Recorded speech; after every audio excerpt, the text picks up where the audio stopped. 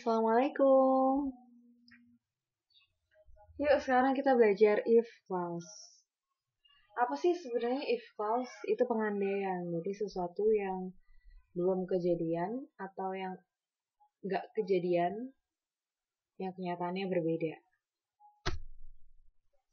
Lanjut ya ke slide selanjutnya.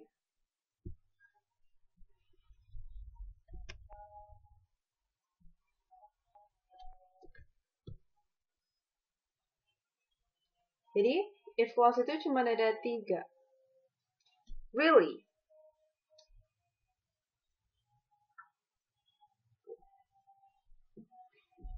Bener-bener cuma ada 3 dan nggak usah bingung. It's very simple dan kita akan belajar dan kita bedah di sini ya. Karena juga namanya pengandaian, jadi kenyataannya tuh pasti kebalikan. Cuman if clause 1 itu mimpi, jadi belum terjadi dan kenyataannya mungkin saja sama. Ya. Kita lanjut ke if clause 1. If clause 1 ini adalah sesuatu yang kita mimpikan. Misal kita punya planning nih ke depan. Gue pengen ini. Kita pakai if clause 1. Itu poin pertama, itu emang dia belum kejadian. Dan pakainya pasti pakai future tense karena emang belum kejadian. Jadi gue ngambil contohnya tuh kalimat ini. If I have a car, I will go to Padang. Ini berarti artinya apa sih? Berarti saat ini emang gue belum punya mobil. Jadi gue juga belum bisa pergi ke Padang. Jadi ini memang patokannya pakai have dan bisa diikuti oleh will, bisa diikuti oleh shall, can, atau many others auxiliary verb yang cocok sama if clause yang pengen lu pada pakai. Jadi nggak harus will ya, gitu. Jadi meaningnya di sini adalah something that you want to have in the future, gitu. It's easy, right? Ini bisa a car, bisa apapun lah. Ini paling simple if clause pertama tuh, jadi nggak ribet, nggak harus banyak embel-embel. Tapi emang tensesnya harus oke dulu, biar if clause kedua sama ketiganya itu napak. Kita lanjut yang kedua. If clause kedua nih. Ini artinya, ini tuh udah kejadian. Dan kenyataannya itu berkebalikan. Kayak poin pertama tadi. Udah kejadian tapi meaningnya sekarang. Misal, gue sekarang lagi duduk. Kan kenyataannya. Berarti kalau gue pengen bikin if clause kedua nih tentang kondisi gue sekarang, berarti if I had not sat ya. Sit, nggak mungkin ada sat ya. If I seated ya. Sorry. If I seated. Pokoknya gitulah ya. Pokoknya kejadiannya itu sekarang, cuman if clause-nya past tense. Oke? Di sini gue ngambil contoh if I had a DSLR camera, I would go traveling around Indonesia. Jadi patokannya di sini emang had, di followed by noun. Kalau emang mau yang lain gitu ya, kayak money atau mungkin laptop, HP, atau pengen rumah, kolam renang, terserah. Yang penting itu di follow by would bisa, di follow by pakai should bisa, could bisa, tergantung apa yang lu pengen capai ya, tergantung kondisi lu saat ini. Dan ini would, should, could itu nggak boleh diikuti sama verb 2 ya, apalagi verb 3. Jadi mereka itu diikuti sama verb 1. Karena would ini kan udah past tense, ya. Jadi harus diingat would itu nggak boleh diikuti sama verb 2 karena itu udah past tense. Jadi nggak selamanya would itu untuk something formal atau polite.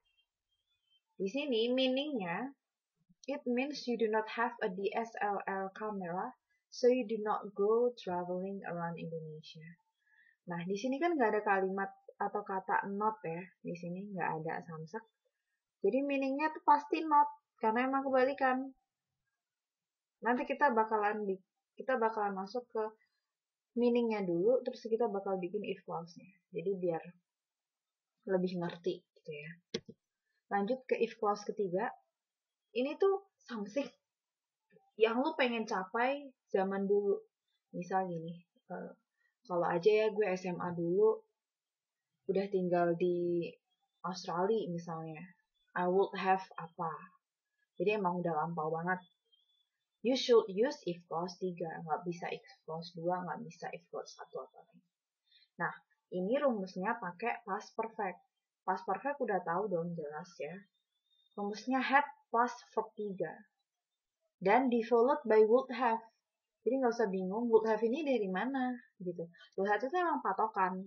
Jadi kalau emang kita nemuin if I had a Nike, terus misal titik-titik nih soalnya jelas banget kita pilih I would have karena ini emang rumus, bukan something yang bisa berubah-ubah. Karena di sini ada have, berarti di followed by verb 3 dong.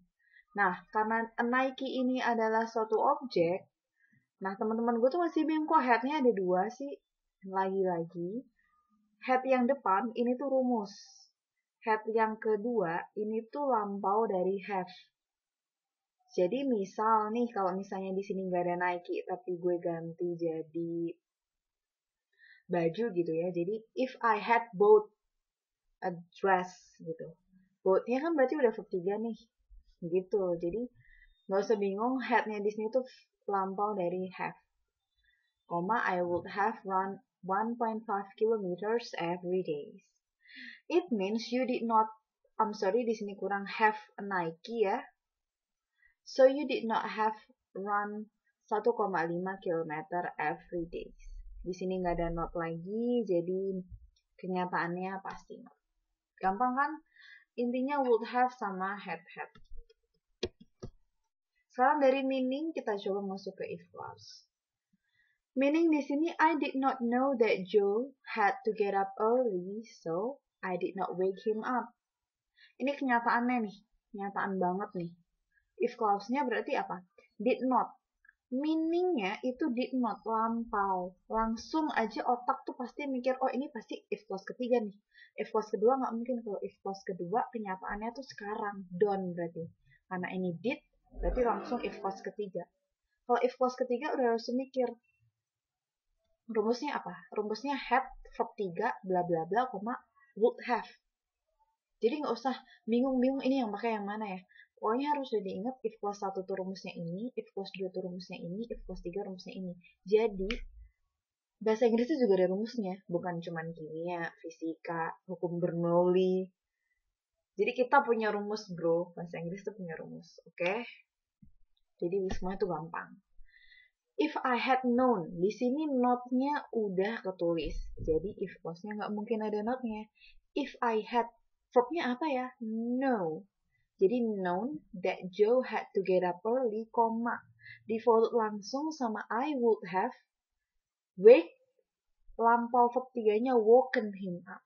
Udah kelar, gampang. Ya kan? Sekarang kita kedua. Orlando was not injured in the car crash because he was wearing a seat belt.